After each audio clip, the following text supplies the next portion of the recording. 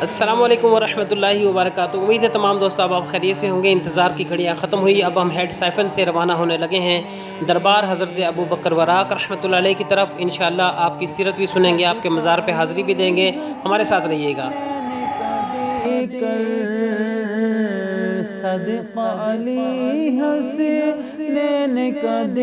دوستو چند ہی لمحوں میں انشاءاللہ عزوجل ہم مزار شریف پر پہنچنے والے ہیں، اور مزار شریف پر آپ دیکھ سکتے ہیں کہ آپ کے عرس مبارک کی تیاریاں زور شور سے جاری ہیں۔ آئیے مزار شریف کی زیارت کرتے ہیں اور حاضری دیتے ہیں۔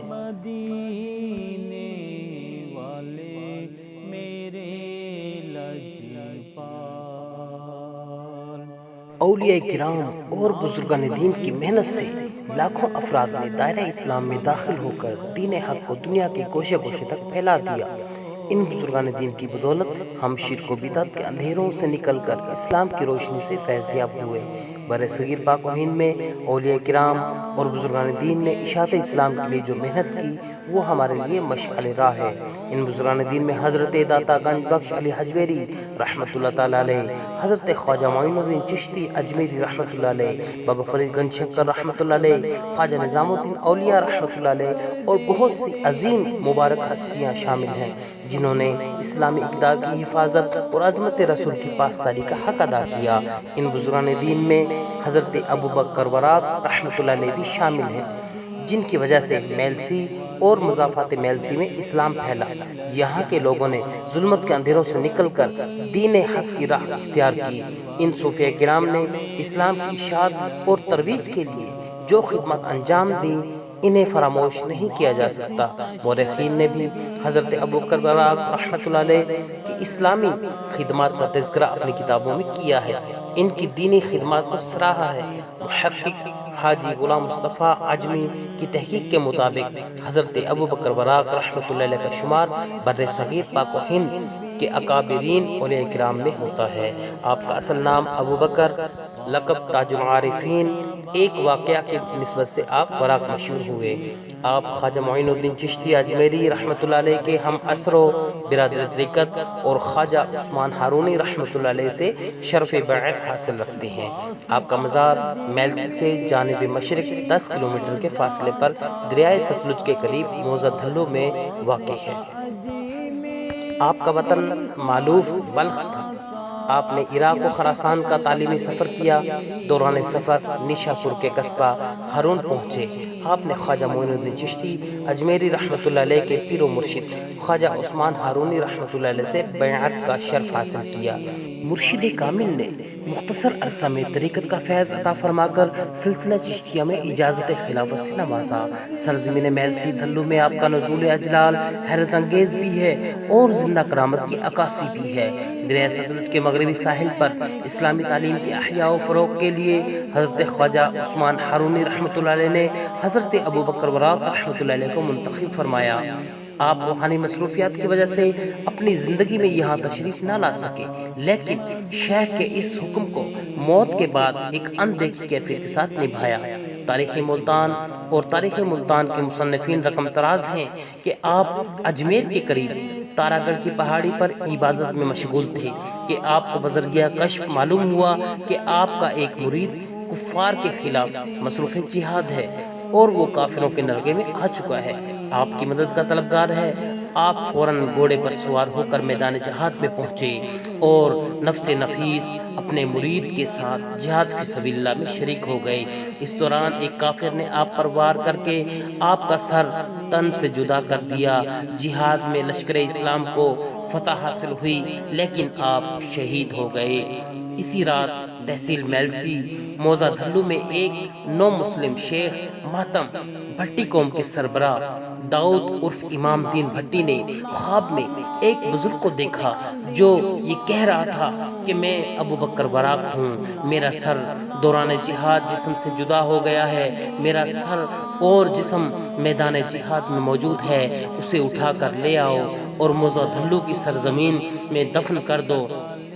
بزرگ نے اپنے جسم کی یہ نشانی بتائی تو میدان جہاد میں تمام شہداء کے سروں پر ایک چراغ روشن ہوگا، لیکن میرے سر پر 4 چراغ روشن ہوں گے۔ یہ سر میرے جسم کے ساتھ موجود ہے۔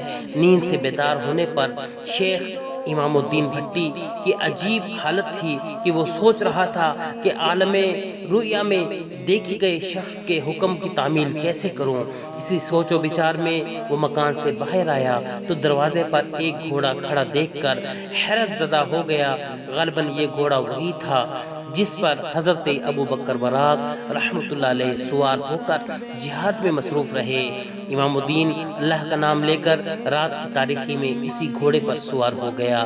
یہ گھوڑا اسے میدان جہاد میں لے گیا، جہاں اس نے 4 چراغ روشن والے سر اور اس کے ساتھ پڑے ہوئے جسم اطہر کو اٹھا لیا اور اسی گھوڑے پر سوار ہو کر گھر لے آیا۔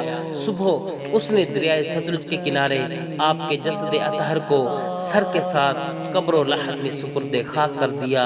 وراق کی وجہ تسمیہ کے بارے میں مورخین نے لکھا ہے کہ جن ایام میں حضرت ابو بکر براق اپنے پیر و مرشد خواجہ عثمان ہارونی کے پاس رہتے تھے تو روزانہ نماز فجر کے بعد ان کا تحریر کردہ ایک ورق دریا پر لے جاتے اور دریا کے پانی سے ایک دست غیبی بلند ہوتا۔ آپ اپنے مرشد کا لکھا ہوا ورق اس ہاتھ کے حوالے کر دیتے اور اس ہاتھ سے ملنے والا جوابی ورق لا کر خواجہ عثمان ہارونی رحمۃ اللہ علیہ کو پیش کر دیتے۔ ان دونوں اوراق کے پڑھنے کی آپ کو اجازت نہ تھی۔ غالباً ان اوراق کے ذریعے خواجہ عثمان ہارونی رحمۃ اللہ علیہ حضرت خضر علیہ السلام سے روحانی فیض حاصل کرتے۔ اس وصولی اور ترسیل کے عمل پہم نے آپ کو دائمی طور پر وراق کے لقب سے ملقب کر دیا اور آپ وراق کے نام سے جانے پہچانے لگے۔ آپ کا عرس ہر سال اپریل کے مہینے میں منایا جاتا ہے۔ چوتھے دن خواتین کا میلہ ہوتا ہے جو گھڑولی کے رسم ادا کرتی ہیں۔ قرآن خوانی، محفل نعت، محفل سماع کی تقاریب منعقد ہوتی ہیں۔ رات کو دربار پر چراغاں ہوتا ہے۔ زائرین کی تفریح کے لیے کبڈی، گھڑ دوڑ کی روایت ماضی بعید سے چلی آ رہی ہے۔ یہاں سالانہ لاکھوں عقیدت مند حاضری دیتے ہیں۔ اللہ عز و جل کی ان پر رحمت ہو، ان کے صدقے ہماری مغفرت ہو، آمین آمین بجاہ نبی الکریم صلی اللہ تعالی علیہ وسلم۔ دوستو، اس سال 2023 کے عرس مبارک میں آپ رحمۃ اللہ علیہ کے عرس کی تقریبات بڑی دھوم دھام سے جاری تھی کہ آپ کے احاطے کے بہر لگے ہوئے میلے میں ایک آسمانی جھولا، جسے ہم کشتی والا جھولا بھی کہتے ہیں، وہ ٹوٹ کر گرا اور متعدد لوگ زخمی ہو گئے۔ اللہ کا کرم ہوا کہ کوئی جانی نقصان نہیں ہوا اور چند لوگ زخمی ہوئے، انہیں فرسٹ ایڈ کے بعد گھر بھیج دیا گیا۔ اللہ عز و جل تمام مسلمانوں کے حال پر رحم و کرم فرمائے اور ہمیں ایمان کی سلامتی، ایمان پر خاتمہ بالخیر عطا فرمائے، آمین آمین بجاہ نبی الامین صلی اللہ تعالی علیہ وسلم۔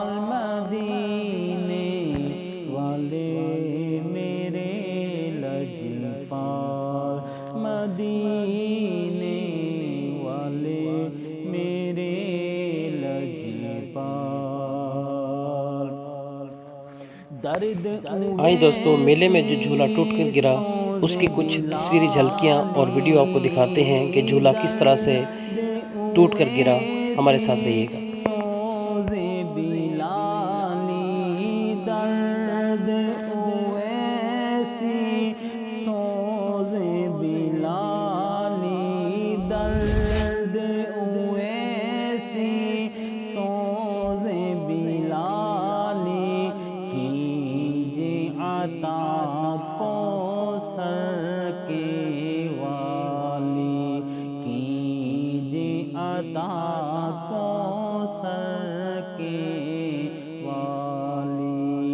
نہ سونا نہ